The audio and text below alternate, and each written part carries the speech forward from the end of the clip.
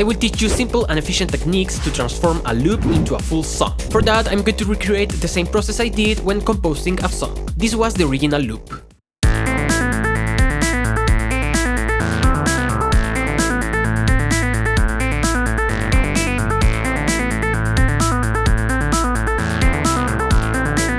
Pretty groovy, simple and nice, but of course not a full song. The bass and the drum pattern are really simple. And as you can see, the melody is just one note. That's because I'm using a patch that I made on the MS-20 that uses the sequencer. So the first thing I did to get out of the loop was to copy and paste it 3 more times, because I knew it was too short and a repetition of 4 times felt just right. Still, it was feeling too repetitive, but initially I didn't thought it was because of the delete synthesizer. It was actually the bass line, and what I like to do in these cases is to change a little bit of the second and 4th repetition. The change doesn't have to be drastic, I literally just changed 2 notes.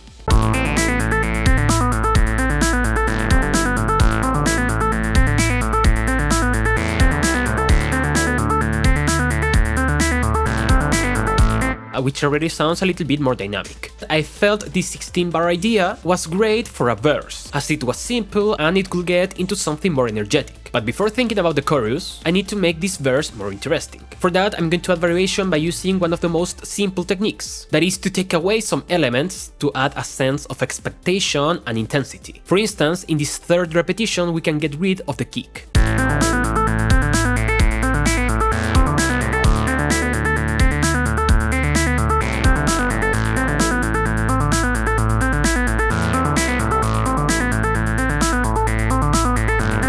And this technique is not only great to add some variation inside a verse, it's also great to build something like the intro. I'm going to go extremer on that, and the intro for now is going to be just the lead synthesizer.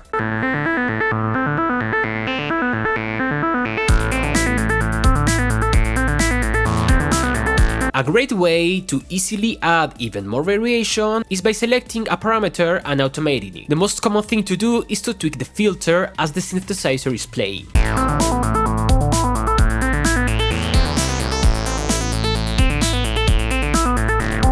To keep it even more simple, you can just draw the automation. Just keep in mind which is your intention. It's about how a filter, when it goes up, creates tension, and when it goes down, it goes back to the heart of the sound, and even below, it makes the sound darker and mysterious. Now, playing with the filter gave me the idea of using the same technique, but on the drums, so we add another element on the intro.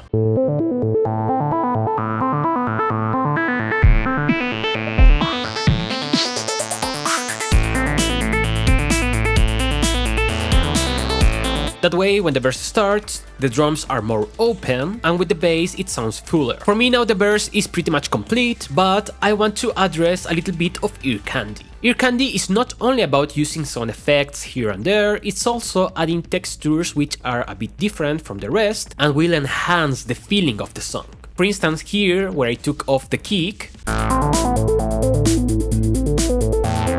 it will be nice to add a new sound. As the bass is long and the sequence is constant, a simple pluck, maybe a bell, will fit nicely.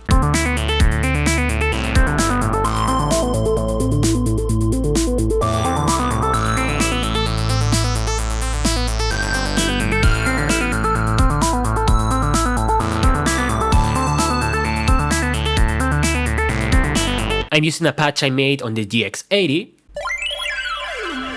and I'm applying an LFO on the panning.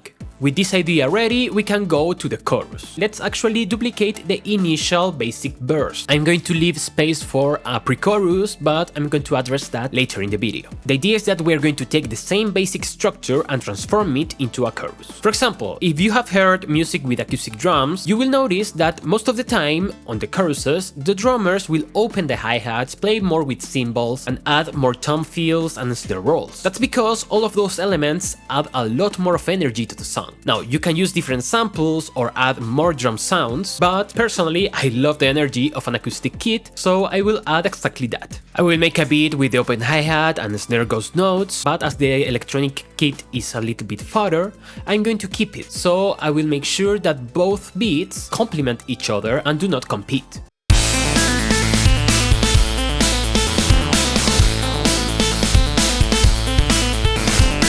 It's nice, but I feel it's not enough. We can add a bigger and fatter bass. This will add more density, and I want to make some kind of stereo bass. This way we can make the chorus even wider. So let's use the same bass line but change the sound.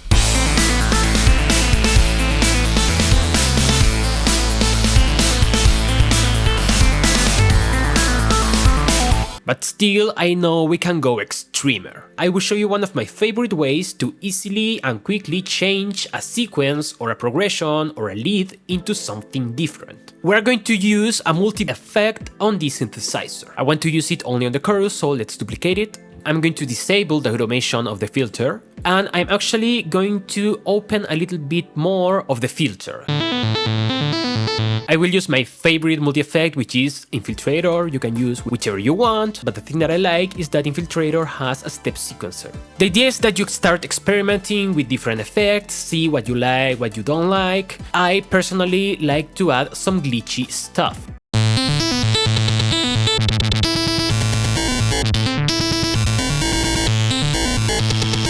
I'm going to do a little small change, and that's to add 2 more notes to this progression. So now the transformation of the verse into the chorus sounds like this.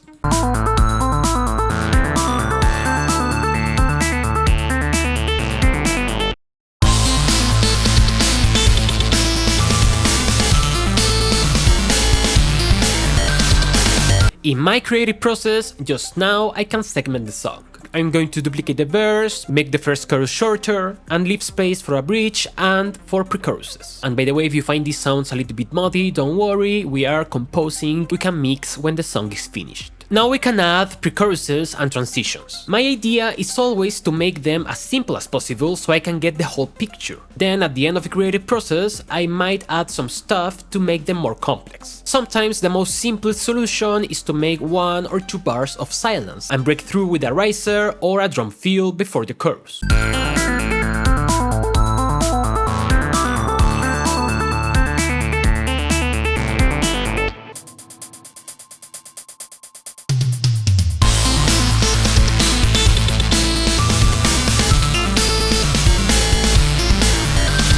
Sometimes you can even extend the main melody, for instance to go from the chorus to the second verse.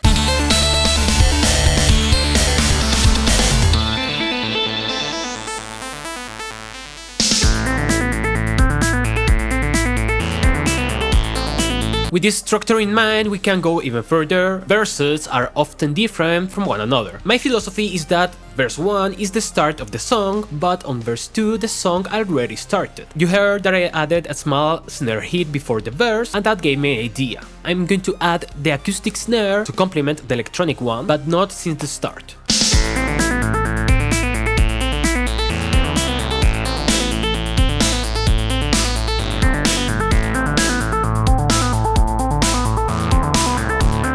But I also wanted some percussion. With the right parameters, granular effects can transform a drum pattern into percussive elements. Of course, I added a little bit of EQing, and you can add even more effects, but you will get the idea.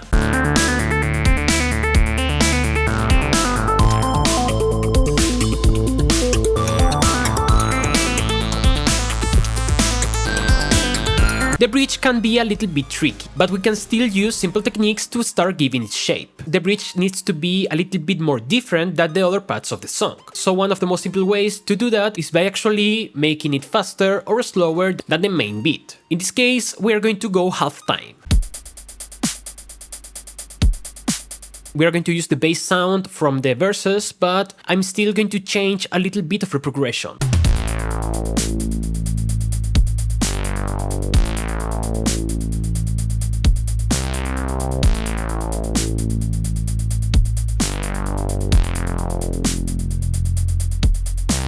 I want to add some melody, at least on the second half. For that, I decided that I'm going to reuse the original melody, but also make it half time.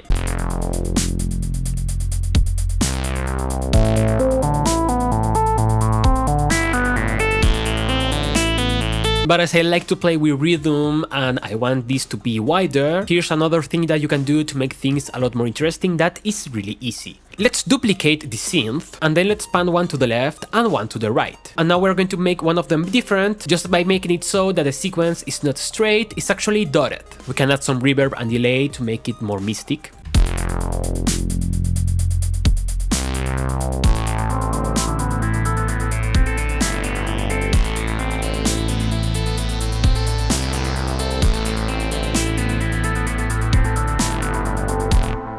And to glue everything together, we can again use the main sequence, but with a twist. You can do it by hand, or you can do it by using modulators, or maybe an LFO tool, whatever you want. I'm going to use Infiltrator, but the result is going to be the same. I'm going to make it so the original sequence sounds pluckier.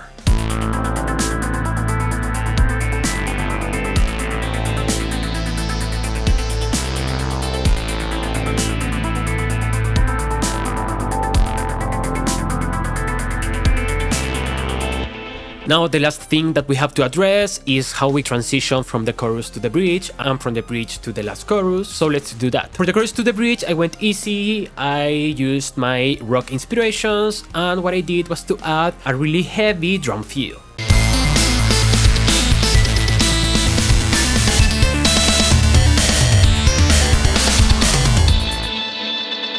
We can go even harder by applying a similar technique that we applied on the bridge. To keep it simpler, I'm just going to bounce that last part on the master. And I'm going to apply Infiltrator, but only a bit.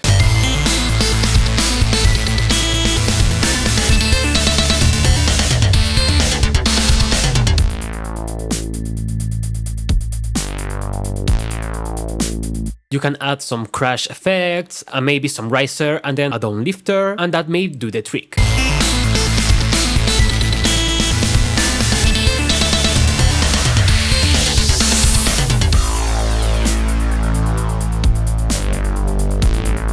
So lastly, we have to transition from the bridge to the last chorus. I'm going to duplicate the lead sequence that we have on the second half of the bridge, and I'm going to add a last part that I'm going to go heavy with, you guessed it, Infiltrator.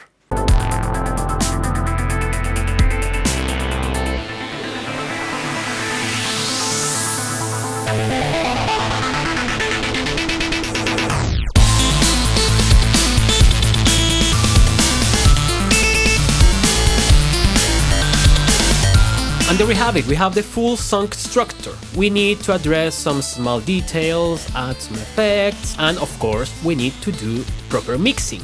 But we can do all of that now that we have the full structure of a complete song. I hope you find this video helpful and that it gave you an idea on how to get off the loop. Please let me know your thoughts in the comments, and I will see you next time. Bye bye.